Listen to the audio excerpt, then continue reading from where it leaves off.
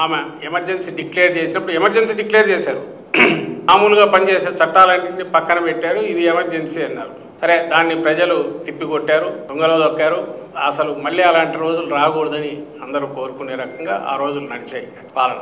ఆ రోజు కూడా జరిగింది ఏంటంటే, పొలిటికల్ ఎగ్జిక్యూటివ్ అనండి, లేకపోతే ఎలక్టెడ్ ఎవరైతే ఉన్నారో అవి రాజ్యాంగబద్ధంగా రాజ్యాంగ చట్టాలకు లోబడి పని చేసేంత వరకు వాటికి ఉన్న అధికారాలు, ఆ చట్టాలను పక్కన పెట్టినప్పుడు అవి పూర్తిగా ఆ అధికారాలను దుర్వినియోగం ఎంతవరకు అవుతాయి పరాకాష్ట అనేది ఆ రోజు కనపడింది.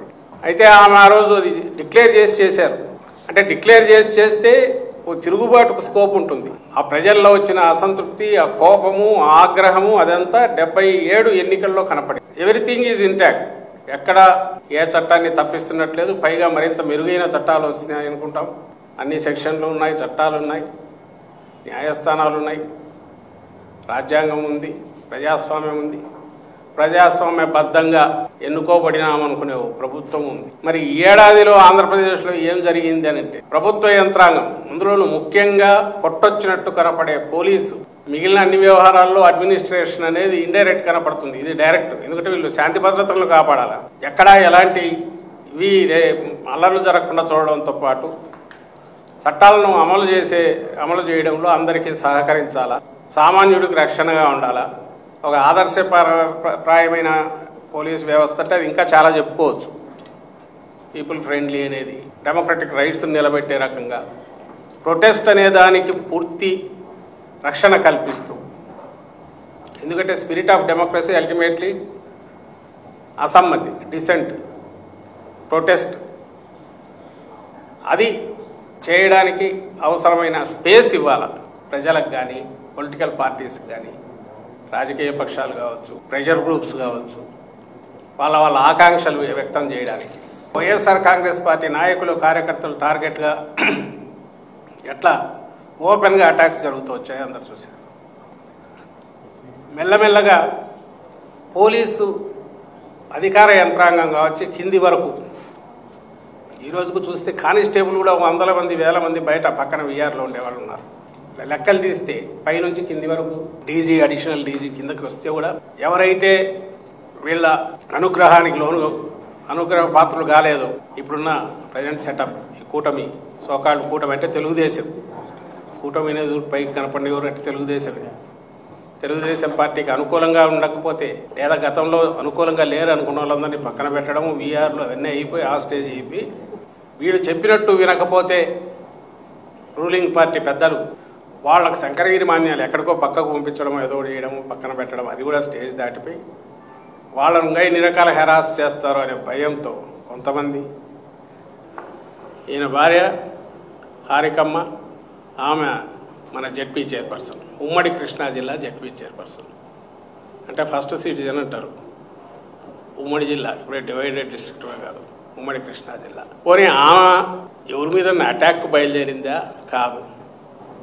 ఆమె పెడన ఇన్ఛార్జి తన భర్త రాముతో కలిసి గుడివాడలో పెట్టిన, అసెంబ్లీ స్థాయిలో పెట్టిన వైఎస్ఆర్ కాంగ్రెస్ పార్టీ కార్యక్రమానికి వెళ్తుంది.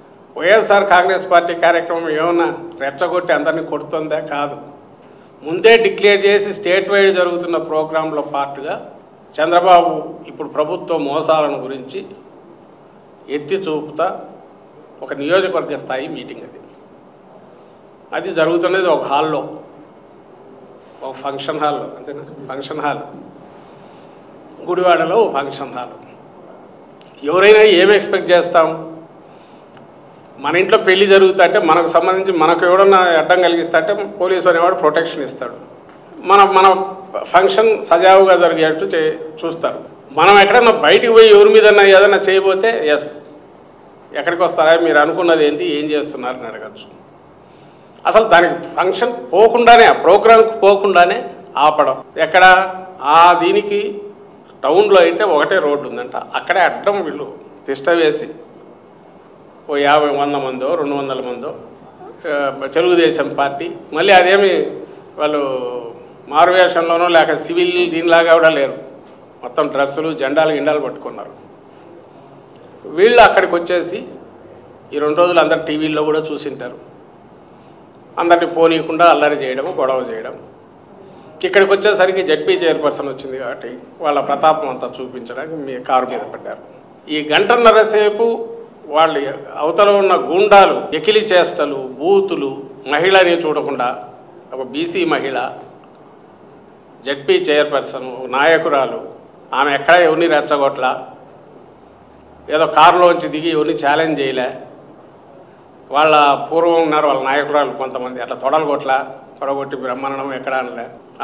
ఆమె భర్త కారులో ఉన్నారు, బిక్కుబిక్కుమంటున్నారు. ఎందుకంటే చుట్టూ రాక్షసులాగా మీద పడినారు. కొంచెం హోప్ ఏమన్నా పోలీసులు వాళ్ళని తరుముతారేమో అనుకున్నారు, అది లేదనేది అర్థమైంది. ఎందుకంటే పోలీసులు వాళ్ళకి ప్రొటెక్షన్ ఇస్తున్నారు. లోన్ అయ్యో డోర్ తీసుకుంటే చంపేసేవాళ్ళు అక్కడే. ఒక మందలాగా మీద వాడికి వచ్చి పడితే పోలీసులు ఏం చేయాలి? పోలీస్ అనేవాడు ఉంటే అక్కడ మీకేం పని, ఇక్కడ ఇది వాళ్ళ ప్రోగ్రాం జరుగుతుంది అని తరిమేయాలి. అలా చేయలే. నాకు బాగా గుర్తు, ఎవరో ఈరోజు నాకు కూడా గుర్తు చేశారు. అందరికీ గుర్తుంటే చంద్రబాబు నాయుడు గారు మేము అధికారంలో ఉన్నప్పుడు అంగళ్ళకు వెళ్తే అక్కడ వైఎస్ఆర్సీపీ వాళ్ళు ఎవరో రాబోతే వైఎస్ఆర్సీపీ వాళ్ళ మీద కూడా పోలీసులు లాఠీచార్జ్ చేస్తారు వేశారు. ఆ రోజు రివర్స్ అనుకోండి, మేము అధికారంలో ఉండి వీళ్ళు ప్రతిపక్షంలో ఉన్నారు చంద్రబాబు నాయుడు వాళ్ళు, వాళ్ళ కార్యకర్తలు గుండాల మీద వచ్చి పోలీసు వెహికల్ తగలబెట్టినారు తిరగేసి. పోనీ ఈ వైపు ఎవరన్నా అట్లా చేసింటే, అలా ప్రయత్నమన్నా పోలీసుల మీద ఏదన్నా ఇదేనా? పూర్తి చట్ట ప్రకారము మాకున్న అవకాశం, మాకున్న వెసులుబాటును యూజ్ చేసుకుని మేము ఒక మీటింగ్ జరుపుకుంటాం మా ప్రభు అని వీళ్ళు అడుగుతున్నారు. ఎందుకంటే తిరగబడలేక కాదు, ఎదురు తిరగలేక కాదు, ఇంకోటి చేయలేక కాదు. ప్రజాస్వామ్యంలో ఇది ధర్మబద్ధం. ప్రజలకు విజ్ఞప్తి చేసుకోవాలా, ప్రజలకు చెప్పాలా, ప్రజలను ఎన్లైటైన్ చేయాలా. ఇదేమో ఆటవిక రాజ్యం కాదు, ఈ నా బలం ఎంతో నీ బలం ఎంతో చూసుకోవడానికి. అట్లా చూసుకోవాలంటే పరిస్థితి వేరే రకంగా ఉంటుంది.